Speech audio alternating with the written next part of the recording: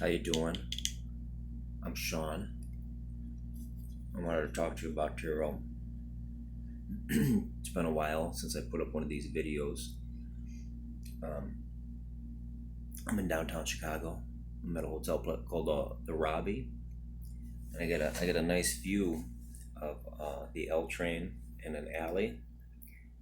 And last night I was at the Dead and Company show. But I wanted to talk a little bit about the history of Tiro, and Tiro could be a little controversial when you try to talk about the history of Tiro. Uh, there's things we know, there's things we don't know, and then there's things we speculate. And personally, I have a hard time talking about Tiro on a linear timeline because there's a lot of dots to connect, and there's a lot of things that kind of play into it. So I'll try to keep this brief as I can. Um, we know that Tiro first gets mentioned in 1367. This is the beginning of the Renaissance. This is early Renaissance. This is about 100 years after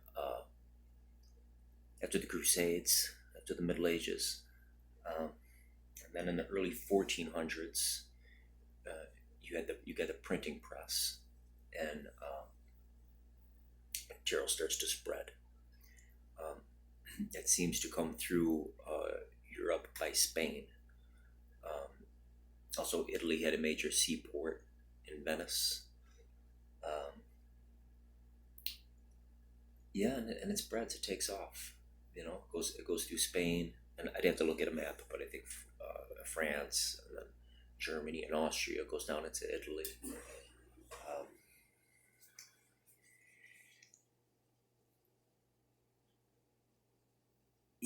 there were other playing cards that existed. India had a India and China had playing cards, but the Tiro really come from the Mamelukes. We know this. The Mamelukes were these elite soldiers. They were actually slaves. They were slave soldiers, um, but they were educated, and who knows? Maybe they used the cards to study geometry or math. Maybe it was a pastime. But we know that they had playing cards. Now, a few years back, it was believed that playing cards emerged from Tiro. It now would seem to be the case that Tiro emerged from the playing cards. It would seem as if the Italians came up with the 22 major arcana.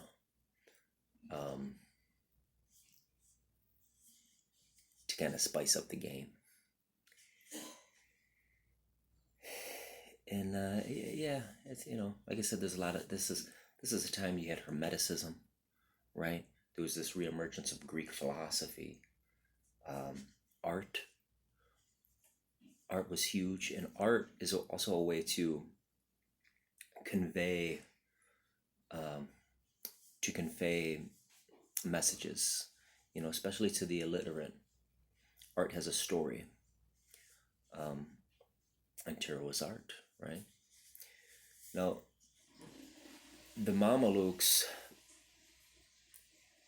and there's no evidence that there was any kind of major arcana with the Mamelukes, but there's a possibility that they used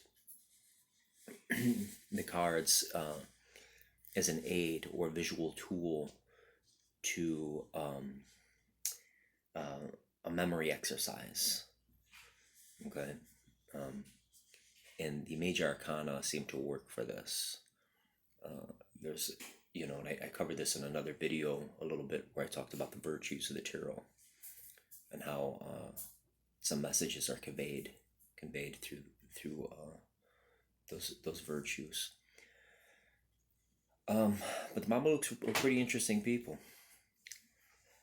And that's basically where we get our tarot.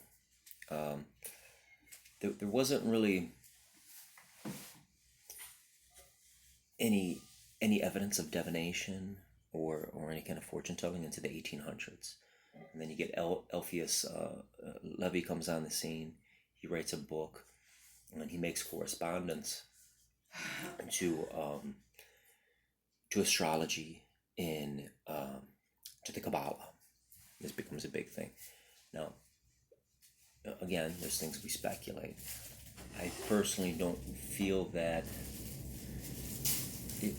this was an insight for Elvius Levy. But most likely, I would guess that this was something that was probably passed on to him through oral tradition. You have to understand, I think one of the reasons the history of tarot is so obscure is you are quiet about it. I mean, the fourth law of the occult is to be silent. In saying the wrong thing, you could be accused of being a heretic. You could be burned like they did Giordano Bruno during the Renaissance. So you had to be careful what you talked about around those times. So I suspect that Alpheus Levy probably learned about the astrological and Kabbalah correspondence to tarot just by being an occultist at the time. I mean, that seems to be like knowledge that might have been passed down, but there's no evidence of that. Maybe he discovered those things on his own. And then in the 1800s, you get the late 1800s, you get the Golden Dawn. Magical orders started popping up. Some of the guys in the Golden Dawn, Waits and Mathers, these guys were hanging out in museums. They were hanging out in museums. They were studying tarot in the museums. And then Waite commissioned Pamela Cole Smith to do a deck. She was also a member of the Golden Dawn. Golden Dawn also had characters like Yeats, Bram Stoker. He was a member of the Golden Dawn. But Waite kind of changed everything. He mass-produced a deck through a company called Ryder. For the first time, it came with a booklet, and it was mass-produced. He also changed some of the things within tarot, really to fit his understanding of Golden Dawn philosophy. And the minor cards, the pips were just numbered cards. They weren't illustrated to depict like a scenario or people. A seven of wands had seven wands, and then it became to be depicted as something else. So Waite kind of set the standard for tarot, and that's pretty much the history in a nutshell. Maybe that's what I'll call this video, history of tarot in a nutshell. And like I said, it gets hard to kind of talk about because it's hard to talk about a straight line. I mean, other things play into it. Sufism, probability may have influenced tarot hermeticism. These things were flourishing during the Renaissance. And like I said, there's a lot of things we speculate, and we speculate for good reason. For a while, we were told that playing cards emerged from the tarot, and now it seems to be that tarot emerged from the playing cards.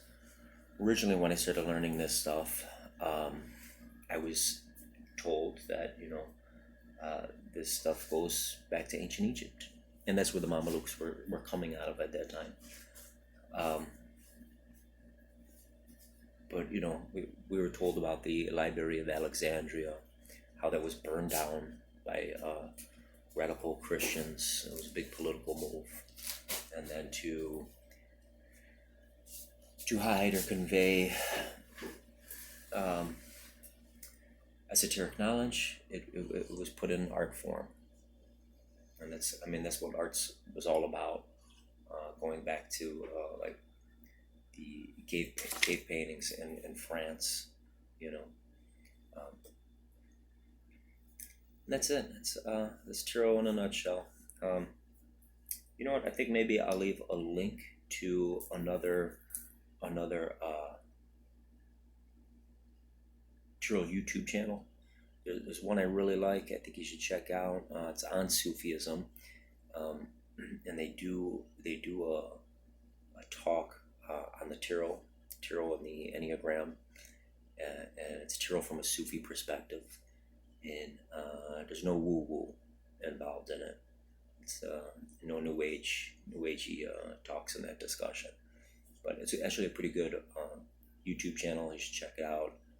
Some of the most practical stuff out there, in my opinion, on Sufism. Okay, I'm Sean, and this was a quick video, and thanks for watching. Subscribe, leave a comment, check out my other videos. I have other videos. Thanks so much.